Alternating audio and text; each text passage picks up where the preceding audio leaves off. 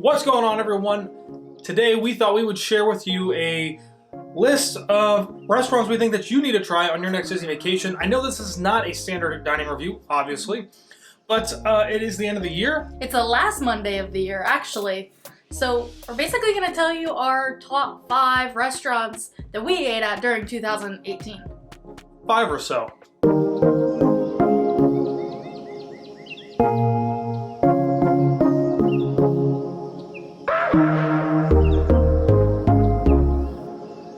So if you guys are new to the channel, one thing that we do is post a new dining review every single Monday that is usually from Disney World, but could be from somewhere else, maybe SeaWorld, Universal, Disney Cruise Line, some other place. Basically is a place where you might be vacationing to. We think might be important for you to know as a place that you can eat depending on where you're at.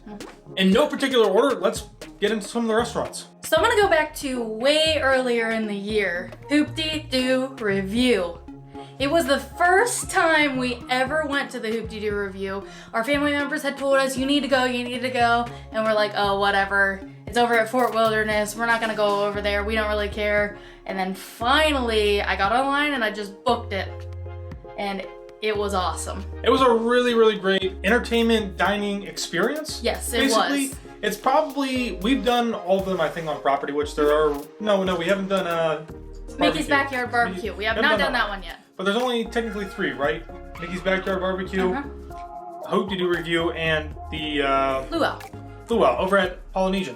We did do that one this year as well, but I will say that the HoopdeeDoo review is really great, both for kids and adults. One thing that's really nice about it for adults is that they have a lot of adult humor in there that kids probably aren't going to get, but it's not so adult humor that, you know, it's still Disney adult. Exactly. So a couple of things about HoopdeeDoo is that it is an all-you-can-eat, served family style. Basically, they bring ribs, fried chicken, baked beans, corn on the cob, cornbread. Cornbread, yes. I think it's unlimited alcoholic beverages that are like sangria. Sangria, their draft beer. And that might be it. And then obviously fountain sodas and things like that. It's a really good value. There are 3 different tiers that you can choose from. I think we had one of the higher ones because we were like right down on the floor, pretty much right in front of the stage. But it was really good. The music was awesome, the food was really good, and the show was great as well. It far exceeded my expectations of what I thought we were gonna get out of HoopdeeDoo review. It was one that most of the time during that meal, if I wasn't eating, I was pretty much laughing. It was funny and enjoyable. It wasn't like a weird, awkward type of show. It was fun. No, it was good. And they can make you part of the show as well. The second restaurant we're gonna talk about, and like Josh said, in no particular order, just happens to be second, is Chef Art Smith's Homecoming Brunch. It was awesome. We thoroughly enjoyed that. And this was actually a newer dining experience that came out this year. And I'm glad we got to experience it before the end of the year. The sunrise brunch over at Chef Art Smith is not, well, technically you should get a reservation for, but if you can't, keep this in mind.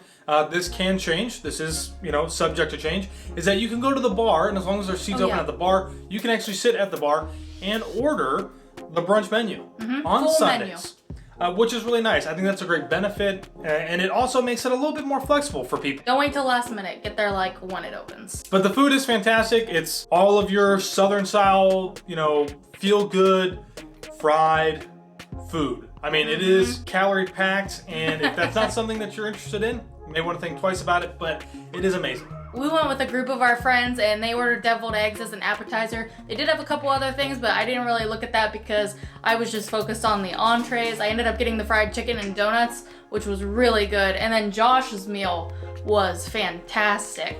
The fried, I think it was the open face. Yes, open faced fried chicken sandwich or something like that. Basically, it was a biscuit that they cut in half. They put fried chicken down on it with 2 eggs, kind of cooked to how you would like, and served with a side. That open-faced chicken sandwich was really enough for 2 people to share.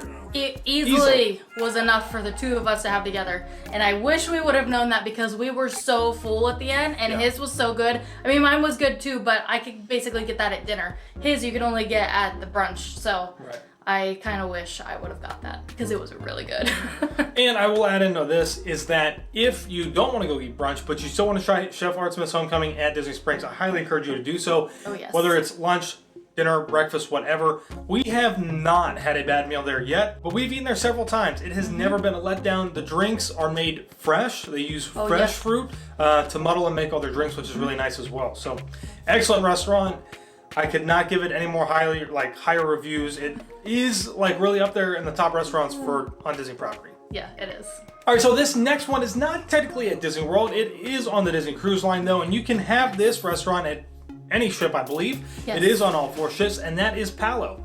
This includes Paulo brunch and dinner. Also, again, absolutely amazing. If you don't know, on a Disney Cruise Line, all of your food is included except for 2 restaurants if you're on the Fantasy or the Dream, which is Paulo and Remy. We have never eaten at Remy, but Paulo is amazing. We go there every year, or every time we're on there. We're not always on the ship every year, but it is additional charge. It is, I think it originally started out at 25. We were on there again, it was 30. And I just saw they're actually increasing the price again to $35 a person, but it's totally worth it. it's absolutely worth it. I mean, the cost of a Disney cruise is expensive, but when you think about, what is an extra maybe $60, $70 on top of that. So the last couple of years that we've been going, it seems like the menu's pretty consistent. Yeah. But I think the main point here is that everything is made fresh, obviously. Oh, yes. If you get something and you don't like it, they are more than happy to bring you out something else. Yeah, this isn't like you pay one price, you get one appetizer, you get one entree, you get a dessert. You could order whatever you wanted on that menu and they will bring it to the table. When we were on the Disney Magic in April,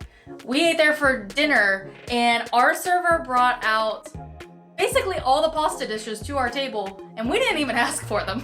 I think that's another nice addition to the restaurant too, is that the service is amazing. Yes. The servers are willing to basically kind of give you the absolute best experience that you could possibly have, and I think that they succeed hands down every time. But we did have brunch for the first time on our cruise in April as well, so we ate brunch and dinner.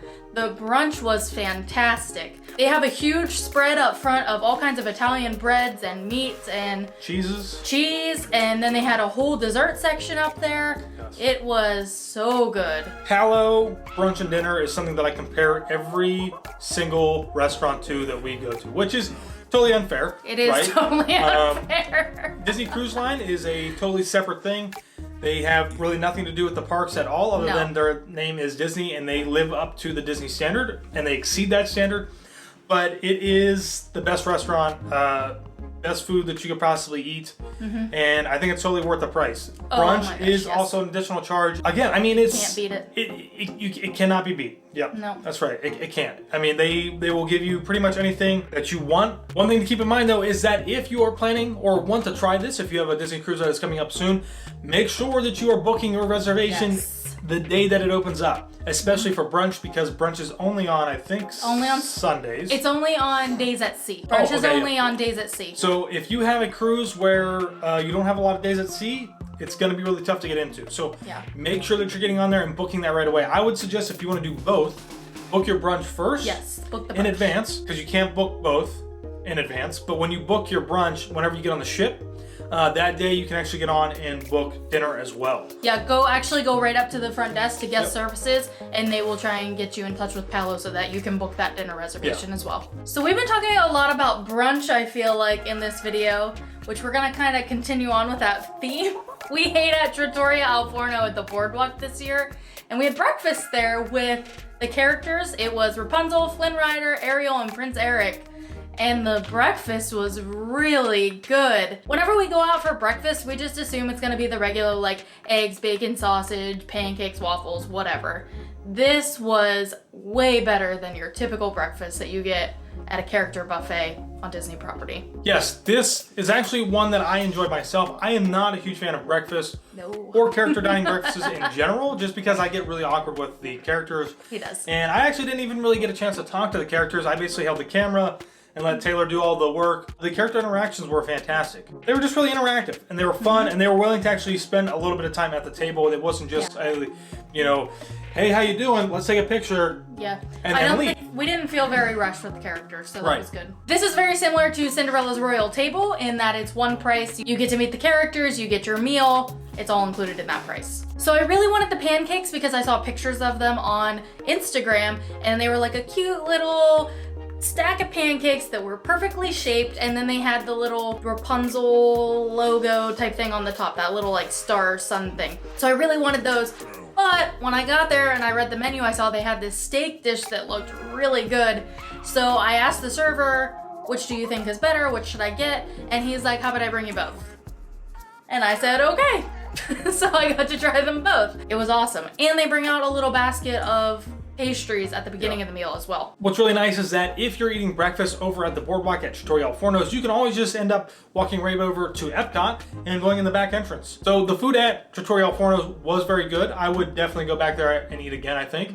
And just because it was a good combination of really good character interaction It was. and good quality food. I mean, take it for what it's worth. You could go and have a terrible character interaction. It happens. It does. But ours was great, so. But ours was good, and I would recommend other people going back. And I've heard basically anybody who has been there and told us about it, they've had the same review. It's been fantastic. Yeah. Service was excellent as well. Yes. All right, so the next restaurant is not on Disney property either, and it's not even on any other theme park property. Technically, it could be on Disney property if you really want to Disney think about it. Gateway. It is at a Disney Gateway hotel, and this is the Luce restaurant located at the Hilton Bonnet Creek Orlando Resort, which we were very graciously invited to stay at and try the restaurant. And we're not just saying this because we were invited to stay there. We're saying this because it was legit awesome. Yeah, so disclaimer, they actually did pay for our food. Yeah. They took care of everything for us, but We were so thankful they did because it was amazing. just to put this into reference, La Luce is rated number 2 on TripAdvisor in Orlando. And they have the best pork chop that you'll ever have in your life. He still talks about this pork chop, and we ate there back in July. Ever. It is so good. I mean, it's a pork chop that's like 2 inches thick. It was. And I don't know how they do it, but you slice into the center of that thing and it is still Juicy. juicy. No dryness, flavored perfectly, seasoned really well. Yes. I mean, it is just amazing. We haven't gone back yet, mainly because usually when we're going out to restaurants, we're trying to go to new places. I know. So we have There's a so dining many review. places to try. Yes, and that's, we're trying to give you guys a dining review every Monday. So Yeah. trust me when I say that it is a place that I am really looking forward to get back to and trying, just because it is fantastic. Like the best pizza I have ever had was there. It was a good pizza. Really, really good pizza. I still think about it. I don't think you actually have to be staying on property to be able to eat at La Luce. You can book a reservation. Yeah, you can make your own reservation, show up. You may have to pay to park, but it is definitely worth checking out. If you're going to be staying here in Disney or heading over to Universal or even to SeaWorld, Just in the somewhere in the area, it's worth checking out. If you don't know, the Bonnet Creek resort areas are actually located near Disney Springs. Definitely something you should try. Service was amazing. Oh, yes. The food was prepared like perfectly. We're going back at some point. I just don't know. In no particular order, Storybook Dining at Artist Point. I know that it's like brand new, like literally opened December 16th. We went there on December 18th. We figured they were still going to be working out some of the kinks.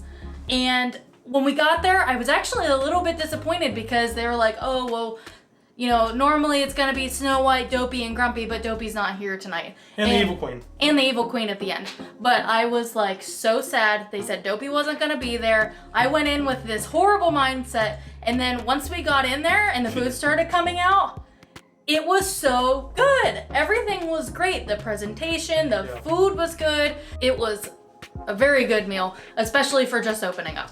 I think one thing that I was hearing a lot of were the sizes of the appetizers and the desserts. But here's the thing about things like that. When you have multiple courses like that and multiple little dishes to eat, they really do start to add up. And to top that off, the entree was a decent portion size as well. My prime rib was pretty huge. And Josh's veal shank was pretty big itself as well. It was in a big bowl. It was. And it was cooked so well. Like, really, really well. I mean, it was just, it just fell apart. You didn't need a knife to pull anything apart, anything like that. I mean, it literally, you just use your fork, just kind of put it in there, pull it out. And it was great. Character interactions were great too. I did feel a little bit like maybe Snow White was kind of, boogieing along. Regardless, they did an excellent job of theming it. Characters were great. Food was fantastic. I mean, and like I was saying, the dishes were small, but they all add up. And I was kind of glad that there were multiple options for the appetizers and the desserts, because they just brought it out for the whole table to share, and it gave you a bit of a variety. Instead of just being able to pick one of those things, you got to try them all. And it was small, but it did add up. And I am still daydreaming about my dessert.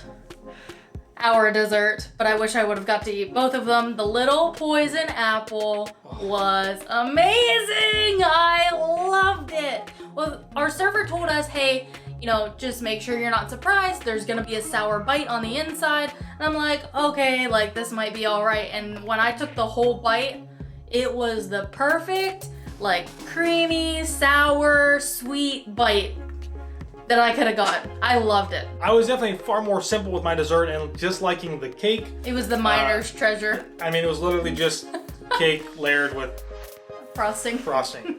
Like those push pops. It definitely worked out better with the spoon in the bowl.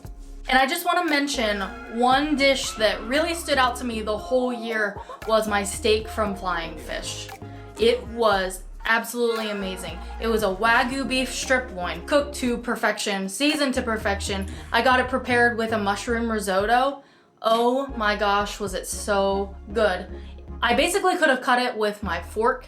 It was just so tender, so delicious. And we have recommended this to people before, and when they've gotten it, they've said the same thing. So obviously they're pretty consistent with their presentation and their cooking. So I don't really have any particular dish that really sticks out in my mind because, well, actually I do, was the pork at Loughman. Oh yeah. Pork chop was amazing. I could eat that every day. If you are interested in all of these restaurants, you can actually go back and rewatch any of these videos that we have put together and posted online. You can find them in the playlist, which might pop up somewhere up here. It will be in the end screen as well. You might see it over here someplace on the sidebar. Comment down below, let us know what restaurant you think that we should try in 2019 because there's a lot. There's still a lot at Epcot that we have not tried. There's a lot of quick service restaurants that we haven't done yet, and we're gonna try and hit all of those. Plus, we're gonna work on it. Some restaurants from across the country later on in the year when we announce that. So I hope that you guys all had a great 2018, and I hope that everyone has a fantastic 2019.